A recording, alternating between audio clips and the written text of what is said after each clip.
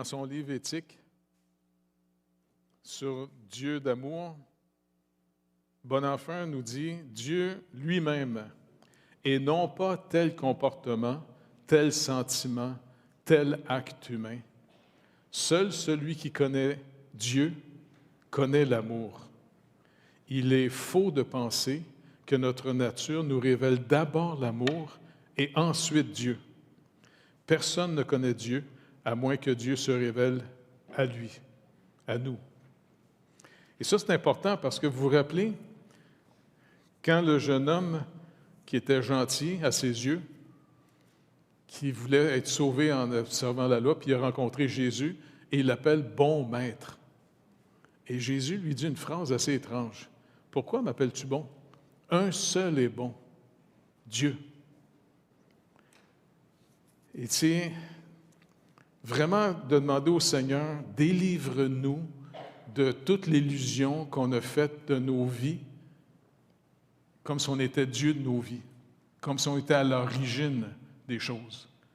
Il faut retrouver celui qui est le Créateur, celui qui est l'origine de toutes choses. Et ça, c'est la véritable sanctification. Faites attention à de l'hyper-moralisation. Ce n'est pas la vraie sanctification, ça. Restez normal, ordinaire. Un peu fou comme moi, là, ça va vous aider aussi. Et puis finalement, d'apprendre à compter sur le Seigneur et de lui demander de nous enseigner lui-même comment marcher avec lui. Parce que discerner sa volonté, c'est discerner la vie. Et c'est pour ça que c'est tellement précieux de discerner, de découvrir les œuvres que Dieu a préparées afin qu'on y marche. C'est comme ça qu'on va le connaître. Fait que le passage qui fait suite à ce qu'on a vu, je remercie énormément Pascal, le pasteur de nous. Son message dimanche était vraiment bon, hein? Un bon message. Et puis, il nous a rappelé aussi encore une fois comment le Seigneur est venu pour nous délivrer du prince des ténèbres qui veut toujours rentrer dans notre tête l'idée qu'on est des dieux, qu'on est à l'origine de nos vies. Et le Seigneur Jésus-Christ est venu nous manifester la vraie vie humaine. Quand vous lisez les Évangiles, ce qui est intéressant, c'est que vous lisez ce qu'on va devenir quand le Seigneur Jésus va venir nous chercher. C'est sûr que là, on est tous un petit peu tordus, là. Mais on peut essayer de détordre quelques petites choses en chemin. Mais c'est pour ça que quand les apôtres ont demandé, les disciples du Seigneur ont demandé, « Bien, montre-nous le Père. » Tu sais, avant qu'ils partent, là, qu'ils étaient pour mourir sans aller à la croix. Il dit, « Attends, depuis que je suis avec vous, tu ne l'as pas connu? » En d'autres mots, il était vraiment ce que Dieu avait fait au tout début dans le jardin. Il a créé l'être humain, l'homme et la femme, à l'image de Dieu. Et c'est pour ça qu'en regardant dans l'Évangile, quand vous lisez l'Évangile, vous lisez exactement le reflet du Dieu invisible rendu visible en humain.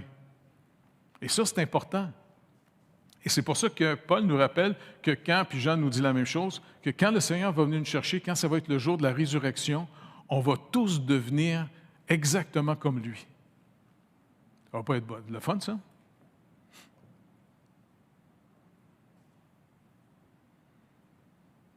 Les madames, vous n'aurez plus besoin de mettre de la crème d'en face. Vous n'aurez plus de rides. On va être le reflet du Dieu créateur. Et Jésus-Christ va rester en humain avec nous. La deuxième personne de la Trinité, qui s'est incarnée en être humain, il va rester avec nous. Et est-ce que vous réalisez qu'aujourd'hui, sur le trône de Dieu, à côté du Père, qui est Dieu est esprit, il est assis en être humain.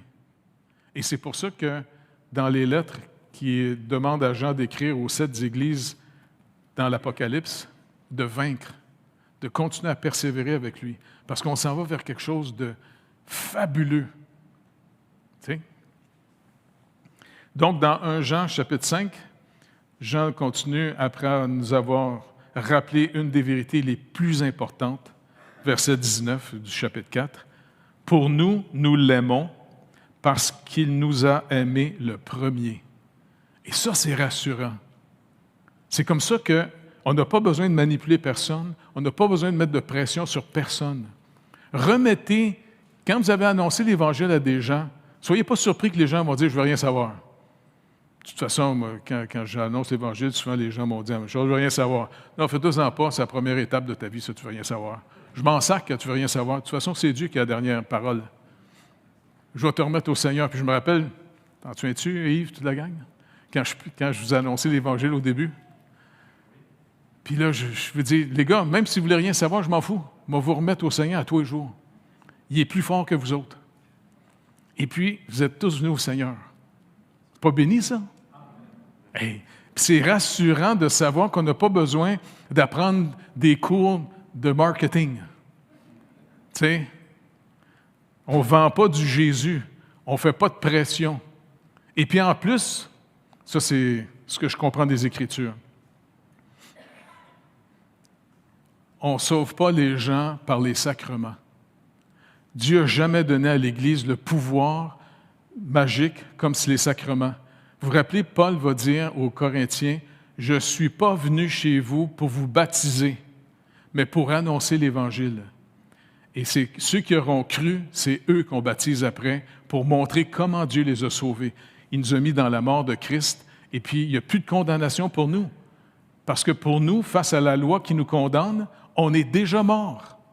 C'est pas trippant, ça? On est mort. Même si on est encore... Faites-vous-en pas, c'est comme les poules. Quand vous coupez la tête d'une poule, elle bouge pour un petit bout encore. Mais finalement, on est sauvé parce qu'on a simplement reçu par la foi. Reçu parce que Dieu donne. Dieu a tellement aimé le monde qu'il a donné son Fils. Quand quelqu'un veut donner, il ne reste qu'une chose à faire, recevoir. Ou dire « je veux rien savoir ». Ceux qui vont être perdus, ce n'est pas des gens qui sont plus méchants que les autres. Ceux qui vont être perdus, c'est tout simplement ceux qui vont dire à Dieu « je veux rien savoir de Jésus-Christ ». Tu dis, c'est pour ça que j'essaie toujours de rappeler aux gens, faites attention. On est tous perdus. On n'est pas plus ou moins perdus. On est tous totalement perdus, car Dieu dit dans sa parole, on est né, ce qui est né de la chair est chair. Et c'est ce qui est né de l'esprit qui est esprit. Ce qui est né de la chair, Paul nous rappelle, on est né mort face à Dieu. On est spirituellement mort. Donc, il reste juste une chose pour être sauvé. Un acte de confiance en Dieu qui veut nous donner son Fils. Et puis Jean nous rappelle que le Fils, qui est la parole de Dieu, c'est aussi la vie éternelle. Écoutez, je veux que vous compreniez quelque chose d'incroyable. Dieu nous a sauvés en nous donnant de sa propre vie.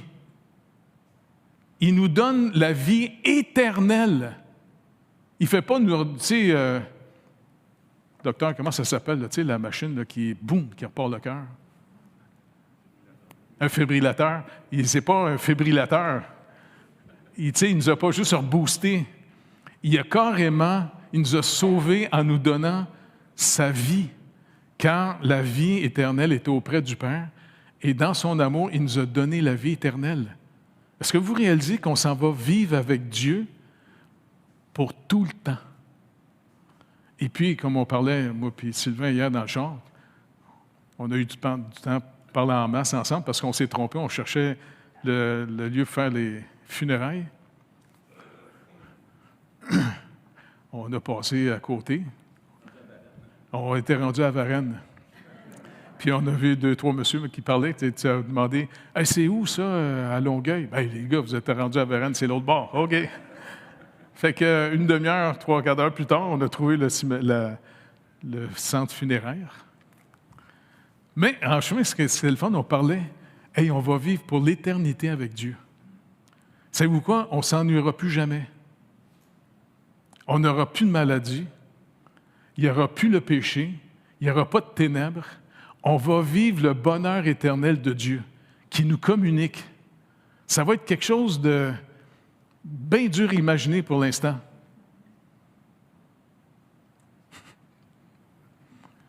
Sauvé par Dieu parce qu'il nous aime, pas parce qu'on est aimable. C'est ça, c'est qui est très rassurant. Parce que hier, quand c'était pas prévu que je fasse un message, c'est toi qui me dis ça à la dernière minute, là. Moi, j'avais juste prévu une petite prière finale après les témoignages des gens, tu sais.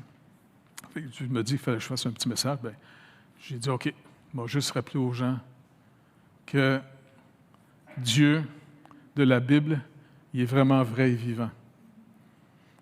Et puis, j'ai dit, écoute, je vais vous parler comme un témoin. Il m'a sauvé, et puis écoutez, il ne m'a pas sauvé parce que j'étais un adolescent gentil. Mon père, s'il était toujours vivant, il vous rappellerait comment j'étais une tête à claque à l'époque. Mais il nous sauve parce que lui nous aime. Et l'amour de Dieu nous transforme. Il nous donne une liberté incroyable. On n'a plus besoin de devenir des super-héros. On est libéré, on est aimé. Tout est réglé. On est aimé. Parfaitement aimé. C'est pas reposant, ça? Fait que ça veut dire qu'on peut simplement aider les autres. Tu sais, même aider qu'un autre va gagner. Tu n'as pas à avoir peur que l'autre va gagner, puis c'est pas toi qui as la médaille. Parce qu'on est parfaitement aimé. Et puis Jean nous rappelle, écoutez, on est aimé d'un Dieu qui nous a donné de sa propre vie pour nous sauver, qui s'est incarné en être humain, et que bientôt, on va vivre sur une nouvelle terre, de nouveaux cieux. Il va recréer, comme Pierre rappelle, la promesse que Dieu a faite. Parce que même la création en ce moment, Paul le rappelle dans Romains, je pense, chapitre 8, il nous rappelle que même la création soupire. Elle était soumise à la vanité malgré elle, à cause de l'être humain qui avait reçu le pouvoir sur la création. Le sol a été maudit à cause de la chute d'Adam. Donc, c'est pas pour rien que la maladie frappe, les animaux se tuent entre eux autres. Et comme on a chanté, Pierre nous a fait chanter que le lion puis l'agneau. Dans la nouvelle création, le lion et l'agneau vont manger de la paille. Profitez pour manger des steaks en ce moment, parce que dans la prochaine création, on ne tue plus pour manger du bœuf. Je ne sais pas, il va peut-être avoir des fruits qui vont goûter du steak. C'est bon, ça. Mais il n'y aura plus de mort. C'est fini, là, le carnage qu'il y a en ce moment. On va vivre dans le royaume de l'amour de Dieu. Il n'y aura plus de haine, de méchanceté. Et c'est pour ça que, quand vous annoncez l'Évangile, finissez toujours le message en rappelant aux gens, écoutez, c'est juste quelque chose que vous pouvez recevoir. Ce n'est pas quelque chose que vous méritez. Ce n'est pas quelque chose que, si vous êtes capable de suivre tout le programme puis monter à la montagne, c'est un don. C'est un don que Dieu nous fait. Dieu a tellement aimé le monde qu'il a donné son Fils. Et en donnant son Fils, on peut juste le recevoir ou le rejeter. C'est pas rassurant, ça? Et puis quand les gens vont dire « je veux rien savoir », dites « c'est pas grave, je m'en fous que tu veux rien savoir. Je vais continuer à prier pour toi. » Puis il dit « non, non, prie pas pour moi. » Tu peux pas m'empêcher de prier pour toi. De toute façon, tu ne restes pas chez nous. Fait que moi, je vais continuer à te remettre au Seigneur, puis j'ai hâte de voir comment il va te délivrer d'un gros menteur qui vomit dans ta tête en ce moment. Dans 1 Jean, chapitre 5, verset 1, nous dit « Quiconque croit que Jésus est le Christ est né de Dieu. Et quiconque aime celui qui l'a engendré, aime aussi celui qui est né de lui. Nous connaissons que nous aimons les enfants de Dieu lorsque nous aimons Dieu et que nous pratiquons ses commandements. Car l'amour de Dieu consiste à garder ses commandements. Et ses commandements ne sont pas pénibles, parce que tout ce qui est né de Dieu triomphe du monde. Et la victoire qui triomphe du monde, c'est notre foi. Qui est celui qui a triomphé du monde, sinon celui qui croit que Jésus est le Fils de Dieu? Donc, Jean nous rappelle ici que les commandements de Dieu ne sont pas pénibles pour les enfants de Dieu. Est-ce que vous êtes capable de résumer les fameux commandements de Dieu?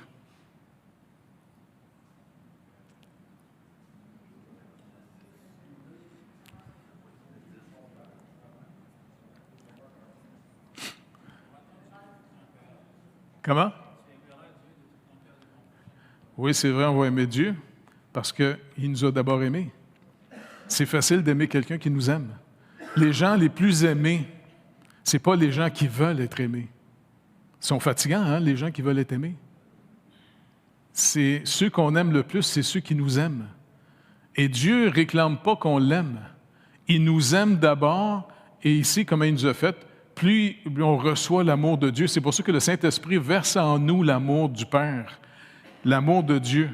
Et plus on découvre que Dieu nous aime, bien, on répond, on l'aime, on est très reconnaissant.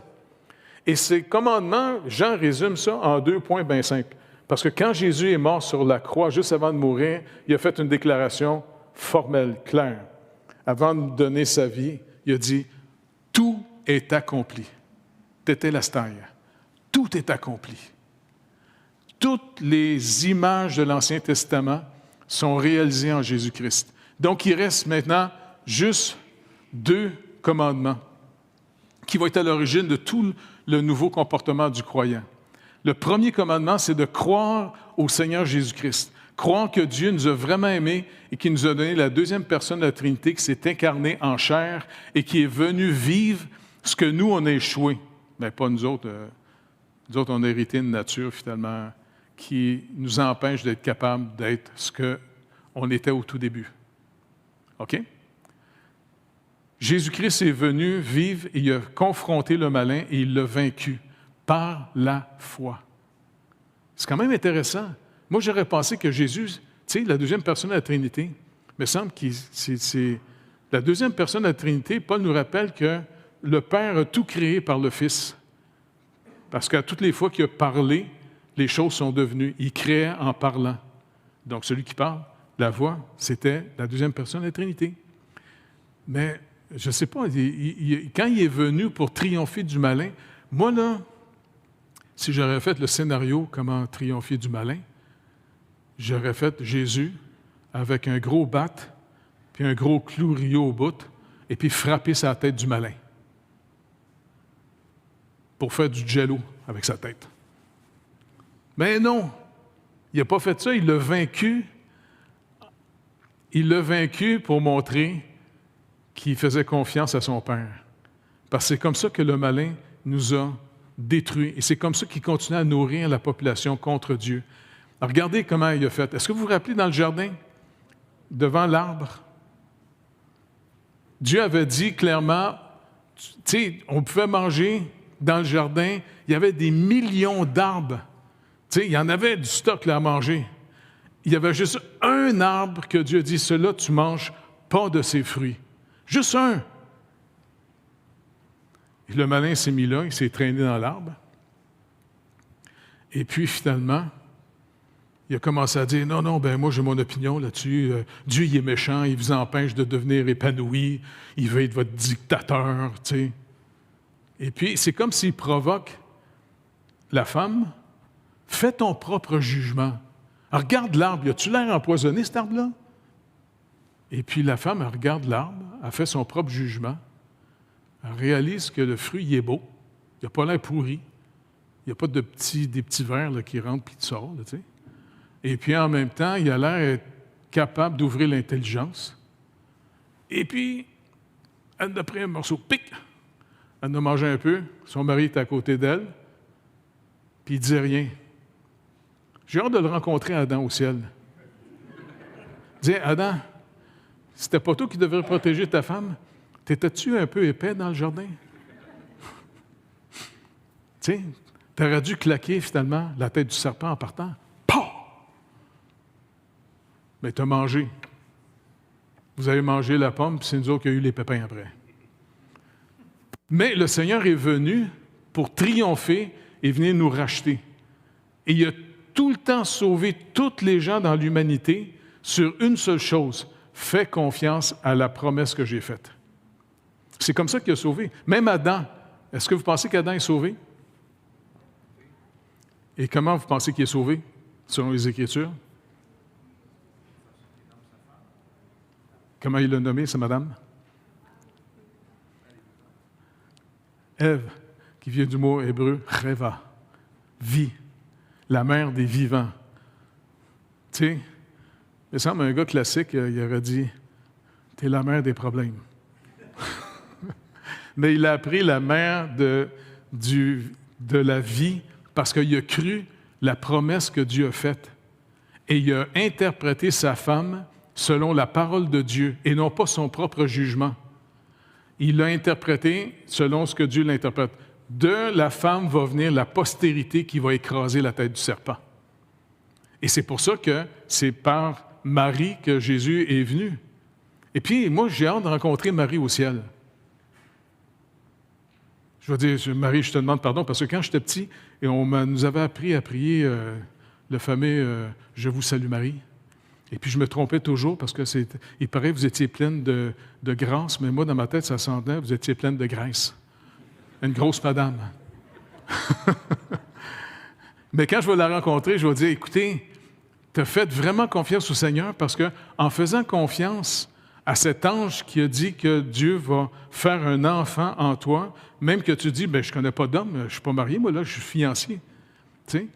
Et ça aurait pu scraper toute sa vie, ça. Imagines-tu qu'elle se présente à son mari enceinte? Non, c'est le jeune homme qui s'appelle Gabriel qui me dit que j'étais... Le jeune homme Gabriel!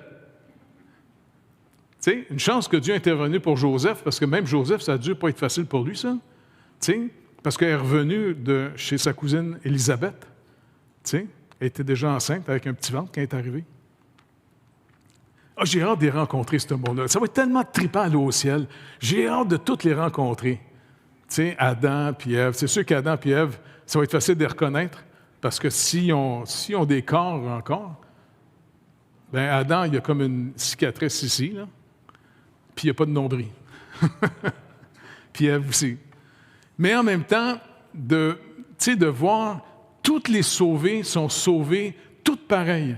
Ils ont simplement fait confiance à la promesse que Dieu a faite. C'est tout. Ils ont reçu la promesse. Et c'est pour ça de rappeler aux gens, écoutez, ce n'est pas une religion à mérite qui fait que vous allez être sauvés. C'est un cadeau que Dieu donne. Peut-être une bonne fois pour essayer de vous donner une image, que ça soit plus facile pour vous de comprendre comment on reçoit le Seigneur. Je vais acheter une grosse boîte de chocolat. Et puis avant que les petits-enfants descendent en bas, je vais dire, OK, qui veut des petits chocolats? Et vous allez voir, les enfants vont vous montrer comment on va être sauvés. Ils vont venir piger là-dedans. C'est un don. Et puis maintenant qu'on est aimé, et on n'est pas aimé par mérite. Et ça, c'est rassurant. On est aimé parce que Dieu a décidé de nous aimer et de nous sauver, et il a payé la dette, et il nous a adoptés. Et il ne nous rejettera jamais. C'est pour ça, hier, qu'on a fait les funérailles de ce monsieur-là, qui s'était tourné plus jeune vers le Seigneur. Il paraît qu'il était venu à l'église à Cartierville à l'époque. Hein? Mais c'est sûr qu'on a tous vieilli et puis on ne se reconnaît plus bien. J'ai 2 de mes amis, en plus, qui sont venus faire un tour. On change, hein? Mais ce qui est trippant, ce n'est pas l'Église qui sauve. Ce n'est pas des ministres qui ont un pouvoir sacramental qui sauve. C'est le Seigneur Jésus-Christ qui nous sauve. Et encore une fois, demandons au Seigneur d'avoir une vie avec lui, que de plus en plus, on réalise à quel point il nous aime. Il s'occupe de nous. Pour que quand on va témoigner de l'Évangile, vous puissiez parler aussi comme étant des témoins de l'amour que Dieu vous a aimé. Pas vrai? Moi, c'est toujours comme ça, j'annonce l'Évangile avec l'histoire des hot chicken puis le pain dans le bois. Non, j'ai capoté bien raide quand c'est arrivé, ça. Parce que, je comprends que tu as peur de croire en Jésus-Christ, parce que tu as un faux concept de la vie chrétienne. Parce que même moi, quand Dieu m'a montré qu'il était vraiment vivant, qu'il a pourvu à tous mes besoins, j'avais peur parce que j'ai dit au Seigneur, écoute, moi, je ne m'en vais pas vivre à Oka dans le monastère pour faire du fromage. Moi, je veux me marier. T'sais. Mais c'est pour ça que dernièrement, depuis quelques mois, là, un ami est revenu à cœur, Christian Lépine, qui est l'archevêque de Montréal. C'est un super bon gars. Je vous demanderais de prier pour lui, pour sa bénédiction et sa protection. Parce que ce gars-là, en plus, quand il était doyen, finalement, au grand séminaire, avec Amor, on allait le voir une fois de temps en temps, parce qu'on est en train de refaire la charte de notre faculté, là, tu sais. Et puis, ce gars-là, sa capacité, son diplôme, c'est un bibliste. Tu sais, il étudie la Bible au complet. Et puis quand on parlait ensemble, des fois, tu sais, je disais, écoute, ça ne te cause pas des problèmes, toi, toutes les traditions catholiques? Puis il me regardait toujours en riant, bien sympathique. Un petit peu. Je lui dis, gars, tu n'aurais pas bougé d'être célibataire? Non, dans la gang que je suis, là, ça n'aurait pas passé. Mais je prie pour lui, puis justement, hier soir, j'ai voulu l'écrire pour dire, ça fait plusieurs mois que c'était revenu à cœur, je prie pour toi tous les jours, que Dieu te bénisse. Parce que ce gars-là, il est responsable de tous les chrétiens catholiques, tu sais, de comment coacher les choses. Puis vu que c'est un bibliste, imaginez si il commencerait à dire aux chrétiens catholiques, s'il vous plaît, achetez-vous des Bibles, lisez la Bible. Et surtout de dire, lisez les lettres de Paul, surtout Romains au chapitre 6, pour comprendre que la vie éternelle, c'est un don gratuit. Vous ne pouvez que le recevoir ou le rejeter. Moi, je prie pour lui. Prions que le Seigneur fasse qu'on puisse se rencontrer à nouveau. Parce que c'était un bon ami, ça fait des années que je ne l'ai pas vu, là. J'aimerais ça qu'il me réinvite à déjeuner encore à l'archevêché. On pourrait avoir un bon temps ensemble. Et puis, il pourrait peut-être influencer d'autres évêques dans la province. Parce que l'Église catholique, en ce moment, est en train de passer au cash, pas à peu près. Tu sais, la secte des athées est plus que heureux de retrouver toutes les fautes que le gouvernement fédéral a fait faire à l'Église catholique et l'Église anglicane face aux Autochtones.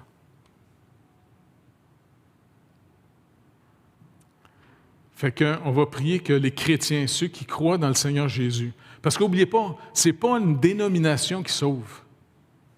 Ce n'est pas non plus une religion qui sauve.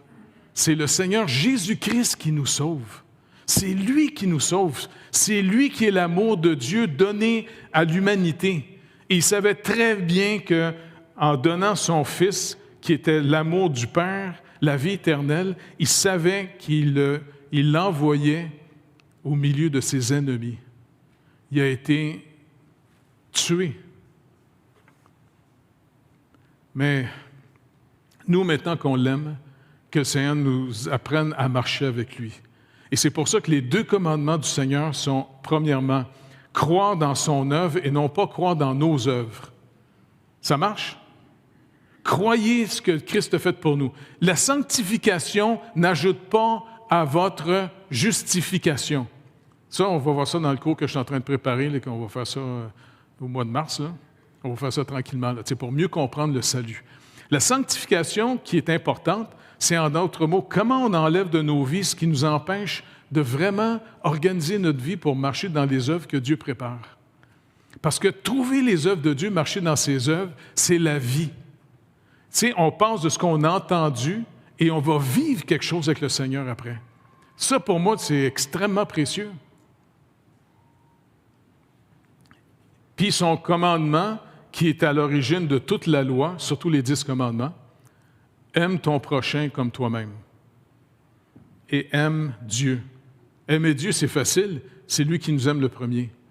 Puis en passant, je suis vraiment content de la communion fraternelle qu'on a dans l'Assemblée. Tu sais, parce que c'est extrêmement précieux. Vraiment. Et puis de voir aussi l'amour que vous manifestez en dehors de l'Église.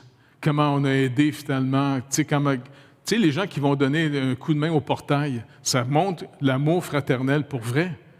Comment on aide les gens qui n'arrachent en ce moment financièrement. Et combien d'entre vous qu'on a été en Haïti, Rosan était venu avec moi même dans plusieurs voyages avant qu'on trouve... tu te rappelles qu'on allait dans le Nord? C'était moins reposant hein, d'aller dans le Nord. Et puis... c'est tellement trippant marcher avec le Seigneur. C'est pas croyable.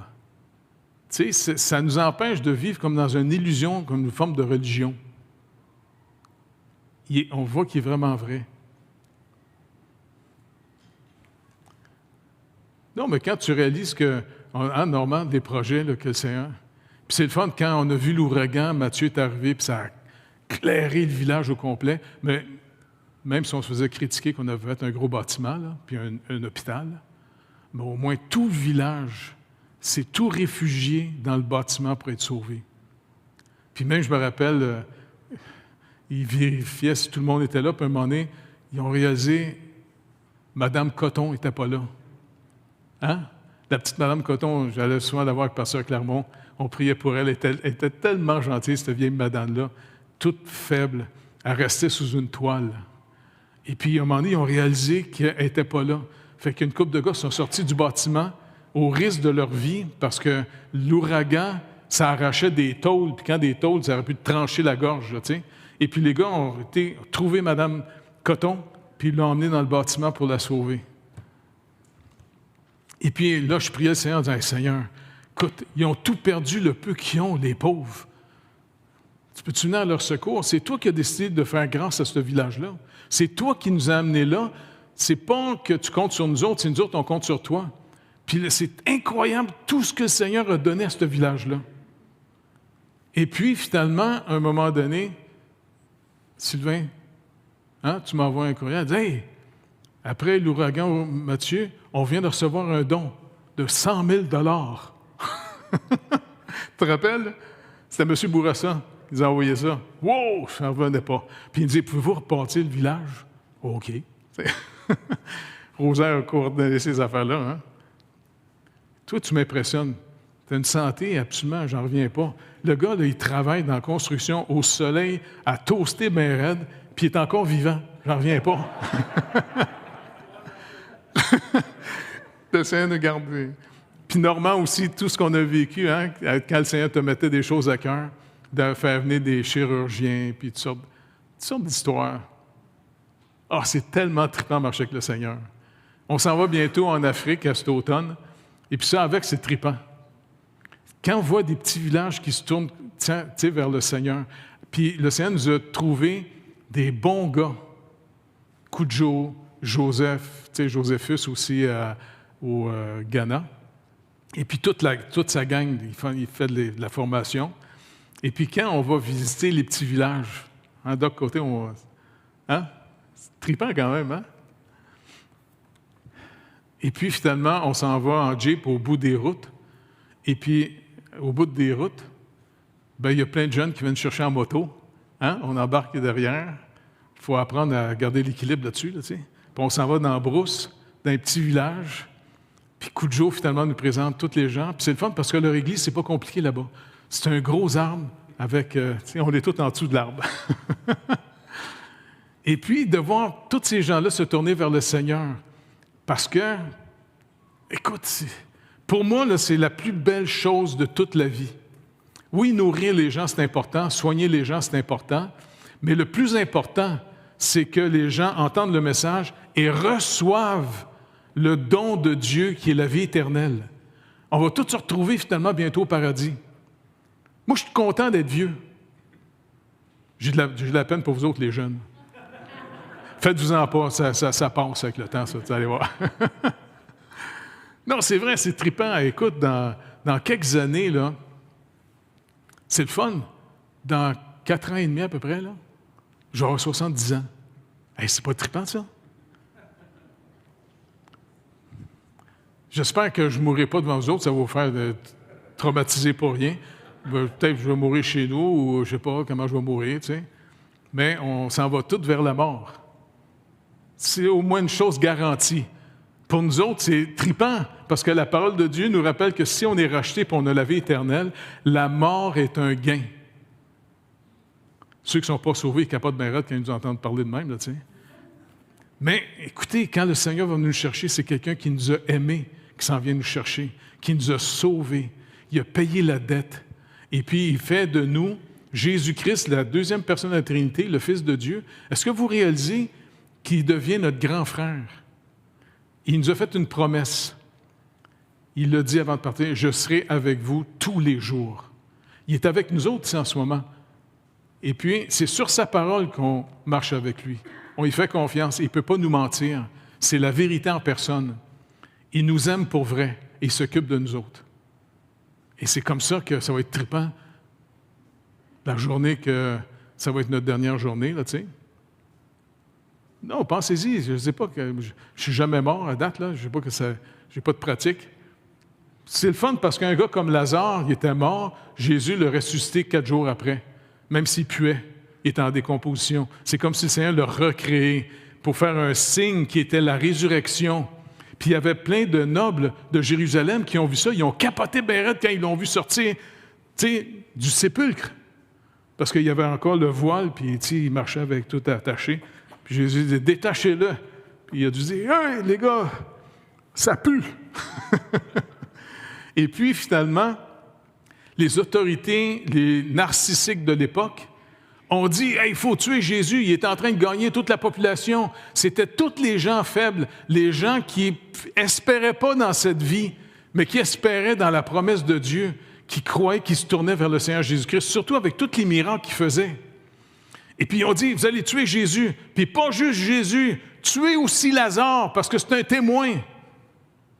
Tu sais, Lazare devait dire, écoutez, les gars, c'est pas de ma faute, moi j'étais mort, puis il m'a ressuscité. Mais je suis sûr qu'il devait être moins nerveux pour mourir une deuxième fois. Il y avait de la pratique. Nous autres, on n'a pas de la pratique, c'est pour ça qu'on est un peu nerveux de savoir comment on va mourir. Mais il nous aime. Et puis le Seigneur veut nous rappeler quelque chose d'important. Dans Matthieu 11, il a rappelé quelque chose d'important. 11, 25, 30. Es-tu capable de aller là? Il dit, en ce temps-là, Jésus prit la parole et dit, « Je te loue, Père, Seigneur du ciel et de la terre, de ce que tu as caché ces choses aux sages et aux intelligents, et que tu as révélé aux enfants. » Écoutez, c'est pas compliqué, c'est comme si les enfants ont plus de capacité à croire le cadeau que les sages et les intelligents qui essaient toujours de trouver comment ça marche, comment ça marche. On s'en fout comment ça marche.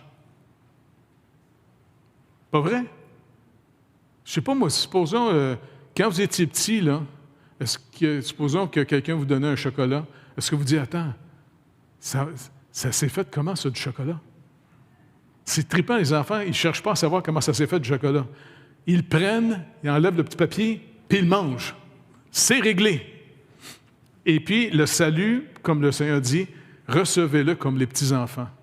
Faites-moi confiance. Essayez pas de faire une analyse pour essayer de comprendre comment je vous ai sauvé. J'ai payé la dette, je suis mort à votre place. Et puis, je suis ressuscité pour vous montrer que c'est fait. Et maintenant, c'est en recevant. Est-ce que vous comprenez le mot « recevoir » ? Quelqu'un te donne quelque chose, reçois-le. Dis merci. Seigneur, merci de me sauver. Et c'est comme ça qu'on est sauvé. Oui, Père, je te loue de ce que tu l'as voulu ainsi. Toutes choses m'ont été données par mon Père, et personne ne connaît le Fils si ce n'est le Père. Personne non plus ne connaît le Père si ce n'est le Fils et celui à qui le Fils veut le révéler. Fait que Seigneur Jésus, continue à nous révéler ton Père qui nous aime. Venez à moi, vous tous qui êtes fatigués et chargés, et je vous donnerai du repos. Prenez mon joug sur vous et recevez mes instructions, car je suis doux et humble de cœur, et vous trouverez du repos pour vos âmes. C'est vrai, vraiment. Car mon joug est doux et mon fardeau léger. Les pharisiens, eux autres, ils capotaient, parce qu'eux autres, ils mettaient la religion bien compliquée, parce qu'eux autres, ils étaient des performants.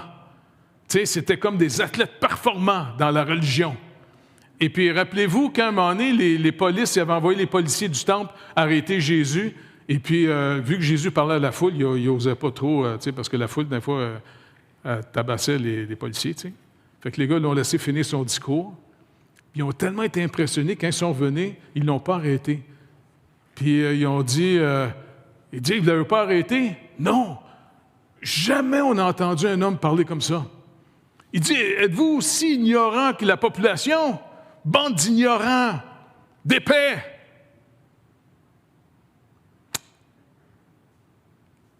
Ça ne te tente pas, des fois, d'imposer les mains en face de ce monde-là, des fois? C'est parce que, finalement, ces gars-là mettaient des fardeaux tellement énormes sur la population. Ils n'éduquaient pas la population pour leur rappeler que depuis le début, la loi était simplement pour nous montrer notre problème. Elle freinait le mal, mais elle n'enlevait pas le mal. La loi de Dieu n'enlevait pas le mal. Elle freinait le mal, mais elle montrait les symptômes, pourquoi il fallait espérer dans la promesse de Dieu. Mais ils ont enlevé la promesse de Dieu, ils les ont mis sur un programme méritoire. Puis eux autres, ils se disaient, non, nous autres, on mérite d'être sauvés parce que nous autres, on est bons, on est bien meilleurs que la population. Et Paul était comme ça avant que Dieu le sauve, avant que le Seigneur Jésus-Christ lui montre la grâce. Et après, le Paul est devenu un des défenseurs le plus intense de la grâce de Dieu. Il a prêché la grâce de Dieu partout. Et puis il a protégé même les païens en disant, non, non, on est sauvés comme vous. Dieu avait mis Abraham à part, pas juste pour nous autres les Juifs. Les Juifs, c'était un peuple que Dieu s'était mis à part pour venir par leur chair. Et puis il avait dit à Abraham, afin que toutes les nations, toutes les familles du monde soient bénies par toi. Mais les Juifs avaient perdu de vue parce qu'ils étaient devenus une gang de narcissiques. C'est ça le danger de la religion. C'est ça le danger d'être performant et puis de penser qu'on est meilleur que les autres. Perdons pas de vue la grâce de Dieu. Dieu nous aime pour vrai. Il a tout payé et il ne reste que recevoir ce cadeau par pure grâce. C'est pour ça qu'à chaque année, Dieu voulait faire célébrer une fête très importante, la Pâque. Et c'est pour ça que Jésus n'est pas mort n'importe quand. Il est mort à la Pâque pour rappeler l'agneau qui avait été tué et le sang sur la porte. Dieu avait sauvé Israël de l'Égypte et de Pharaon par pure grâce. Pas parce qu'il méritait, parce que ce peuple-là avait été mis à part. Et Dieu les a sauvés par pure grâce. Comment il peut être sauvé? Fais-moi confiance, tue l'agneau, mets le sang sur la porte. Que le Seigneur nous aide de plus en plus à toujours recevoir de plus en plus son amour. Vous avez des problèmes, c'est une bonne chose. S'il y en a qui manquent de problèmes, on va prier pour vous autres tout à l'heure. Parce que nos problèmes, c'est le besoin de comment j'apprends à marcher avec le Seigneur. C'est pas pour rien qu'il les a amenés au désert en sortant d'Égypte. Tu sais, il aurait pu les amener directement par le chemin des Philistins, directement dans la terre promise.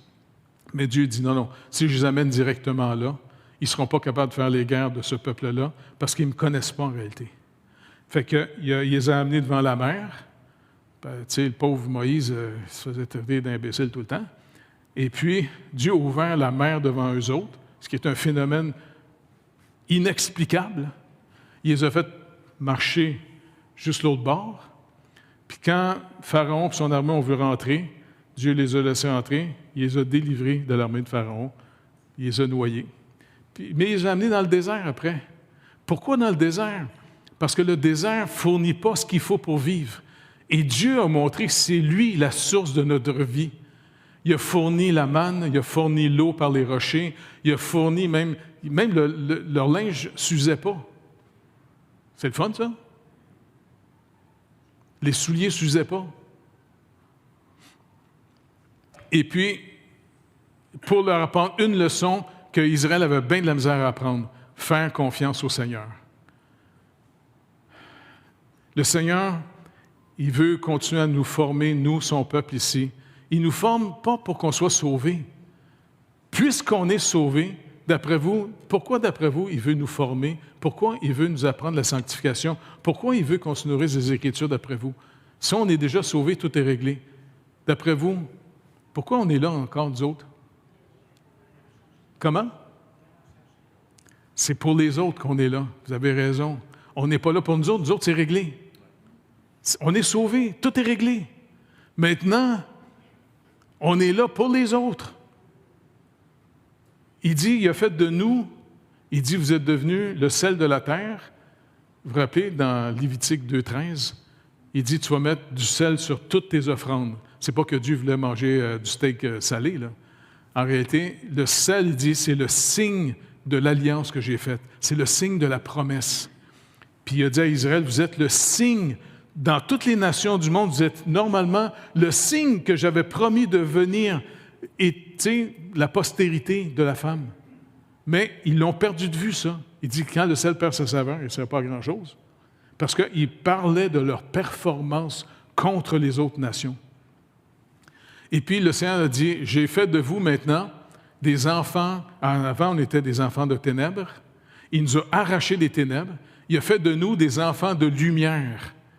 Et il nous met dans un monde de ténèbres pour que le prince des ténèbres qui obscurcit l'intelligence des gens, bien que les gens puissent vous voir vivre. Pas juste parler, qu'ils puissent vous voir vivre.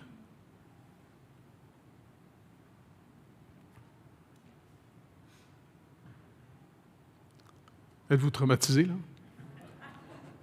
Non, c'est trippant. À tous les problèmes, à tous les défis, demandez au Seigneur, OK, Seigneur Jésus, tu es venu dans notre vie, et comme tu l'as dit, tu es venu pour nous faire connaître ton Père, nous faire connaître l'amour de ton Père. C'est pour ça qu'il t'a donné. Et puis, la plus belle image, là, savez-vous, l'Église est comparée à quoi? C'est vrai, le corps de Christ, mais une autre image plus intéressante. Comment? L'épouse. Le Père a donné son Fils à l'épouse. Et savez-vous, quand on se marie, normalement, selon la parole de Dieu, quand on se marie, des deux personnes, on devient quoi? Une seule chair.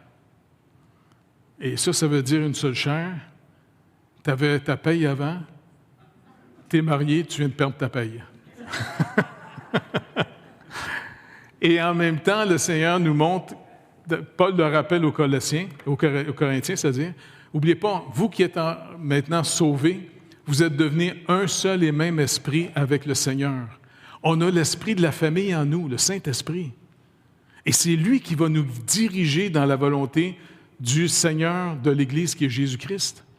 C'est pour ça, s'il vous plaît, soyez attentifs de savoir quelles sont les œuvres que Dieu prépare pour qu'on marche collectivement ensemble, selon des dons. On a tous des dons différents, des capacités différentes, mais c'est un corps. Parce que, moi, je supplie une chose, nos enfants, ils vont connaître le Seigneur, pas juste parce qu'on leur en parle, ils vont nous regarder vivre. Tu sais? C'est pour ça, quand tu me dis hier qu'il fallait que je prêche quelque chose, bon, moi, je commence toujours avec le hot chicken. Tu sais, parce que j'ai dit que je comprends que vous vous demandez pourquoi Dieu existe pour vrai. Je dis, écoute, j'ai demandé quelque chose de bien concret. Je n'ai pas demandé une vision. Je n'ai pas demandé d'entendre des voix, parce que, tu sais, il y a des pilules pour ça. J'ai demandé quelque chose de bien, bien concret. Gars, Seigneur, je repars sur le pouce. Je vais partir avec une pièce de 25 dans les poches. Je ne demande pas d'argent à personne. Je ne veux pas juste rencontrer du bon monde. Je vais te demander une chose. Es-tu capable de t'occuper de nous autres ici maintenant? Es-tu vrai? Puis écoute, tu n'es pas obligé de me répondre parce que je le sais, je suis une tête à claque. Mais écoute, Jésus, il dit, si on demande en ton nom, je demande au nom de Jésus. Puis c'est comme ça qu'il m'a montré que notre Dieu, le Dieu de la Bible, il est vraiment le vrai Dieu et le vrai Dieu vivant. Et il nous aime vraiment. Plus on va le connaître, plus on va avoir le zèle d'annoncer l'Évangile.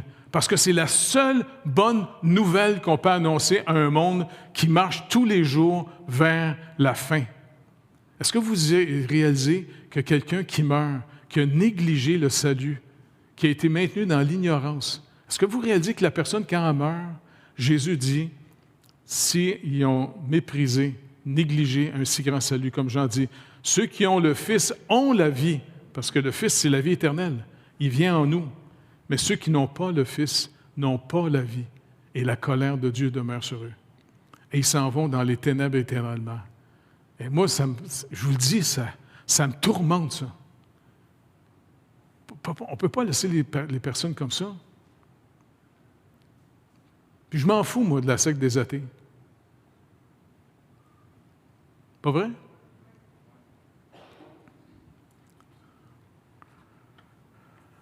Puis pour finir, Paul nous rappelle l'hypocrisie, finalement, de sa gang d'avant qui était pharisien. Et c'est pour ça qu'il dit, même aux Juifs qui jugeaient les autres et qui se pensaient supérieurs aux autres, il dit, toi qui juges les autres, qui t'enseigne la loi, tu pêches toi-même. Tu dis de ne pas faire d'adultère, puis tu en fais. Tu dis de ne pas voler, puis tu voles. Tu sais, il est en train de leur dire, non, tu n'as pas compris c'est quoi. Et puis deuxièmement, Paul était lui-même un prisonnier de cet esprit avant que Christ le libère. Parce que vous vous rappelez, il était avec ceux qui ont tué Étienne, qui a témoigné comme un vrai témoin du Seigneur Jésus-Christ. Et quand ils ont commencé à le lapider pour le tuer, ça doit faire mal de se mourir lapidé, hein? Manger des roches à la tête, tout ça. Là. Mais il a vu le Seigneur debout. Il dit, je vois le Seigneur debout. Là, ils ont capoté encore plus, les pharisiens. Ils ont jeté des roches, ils l'ont tué. Ils ont fracassé le crâne, ils l'ont tué. Mais c'est pas grave. Étienne, il est rendu au ciel. Il est rendu avec le Seigneur. Parce qu'il y avait le Christ en lui. Il y a la vie éternelle. Et Dieu, dans son amour, il a sauvé Paul quelque temps plus tard. Il aurait pu le faire tuer, Paul. C'est un violent. Donc, ça prouve que Dieu nous aime même si on ne mérite pas pantoute d'être aimé. Donc, s'il vous plaît, on annonce l'Évangile à tout le monde. Si quelqu'un dit « Non, je suis trop écœurant, moi, pour être sauvé. » Non, faites-en pas. Il a sauvé toutes sortes d'écœurants. On est tous des écœurants anyway, fait que casse-toi pas la tête avec ça. Jésus-Christ est venu sauver ce qui est perdu. S'il vous plaît, brillons. Demandons au Seigneur de briller de sa lumière, et surtout d'être rempli de son amour de plus en plus, afin qu'on s'aide les uns les autres. OK, on arrête là. Fait que Seigneur, je peux juste continuer à te demander une chose. Seigneur Jésus te dit que tu serais toujours avec nous, à tous les jours. Seigneur Jésus, c'est toi la tête du corps. On peut-tu te demander encore une fois de nous faire connaître ta volonté? Je te remercie énormément pour la bonté que tu nous manifestes et surtout cette bonté rentre dans le cœur des gens ici dans l'Assemblée et beaucoup de gens la manifestent, ta bonté et ton amour, entre autres dans tous les services, dans les missions qui ont été faites. Et puis, Seigneur, honnêtement, vraiment, je suis vraiment heureux de faire partie de l'Assemblée ici parce que ta présence et ta lumière est vraiment manifeste. Continue à briller sur tout le monde dans l'Assemblée. Et que voir ce que personne soit privé de la vie éternelle. Et je te remets encore nos petits-enfants, Seigneur Dieu. Que ce ne soit pas une religion seulement pour eux autres, mais qu'ils puissent te connaître vraiment. Et, Seigneur Jésus, apprendre à marcher avec toi, parce qu'ils ne vont pas marcher dans un temps facile. Je te remets nos gouvernements fédéraux, provinciaux, municipaux, les tribunaux, afin que tu puisses mettre ta main sur eux, Seigneur Dieu. Bénis le bon conseil, annule le mauvais conseil. Seigneur, je te demanderais aussi de protéger tout le corps policier qui, en ce moment, ils sont menacés par des gangs de rue, par le crime organisé. C'est comme devenu un jeu aujourd'hui de tuer du monde. Seigneur, je te demanderais de désorganiser le monde, le crime organisé. Désorganise-le comme tu l'as fait. Tu sais, quand, Seigneur Dieu, je commençais l'émission de radio à l'époque, à tous les jours, en te demandant de désorganiser le crime organisé, surtout les Hells Angels. Et puis, tu l'as fait. Ils se sont retrouvés tous, Mom Boucher s'est retrouvé en prison, et puis tout est défait.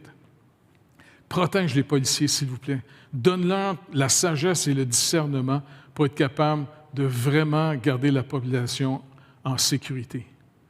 Seigneur Dieu, apprends-nous à prier, parce que tu nous donnes accès à ton trône de grâce, Seigneur Jésus, au trône de ton Père. Et pour toi, tu as reçu tout pouvoir dans le ciel comme sur la terre. Alors, apprends-nous à prier pour qu'on puisse être une source de bénédiction pour le Québec. Puis je continue à te demander, bénis Christian Lépine. S'il vous plaît, protège-le. Bénis-le, Seigneur Dieu. Et fais que, Seigneur Dieu, tout ce qu'il a appris de ta parole, il puisse le rayonner dans l'Église catholique, afin que plein de catholiques, Seigneur Dieu, abandonnent le Concile de Trente pour se tourner maintenant vers ce que tu as dit. La vie éternelle est un don gratuit. Tous ceux qui vont te recevoir reçoivent la vie éternelle. Ah, Seigneur Jésus, bénis-le, bénis-le, bénis son équipe, s'il vous plaît. Et fais que tous les chrétiens que tu as rachetés, on arrête de se diviser dans nos petites dénominations et qu'on puisse, au contraire, découvrir qu'on est une seule famille, un seul peuple, ceux que tu as rachetés par ton propre sang, Seigneur Jésus. Merci d'avance au nom de Jésus, Père. Amen.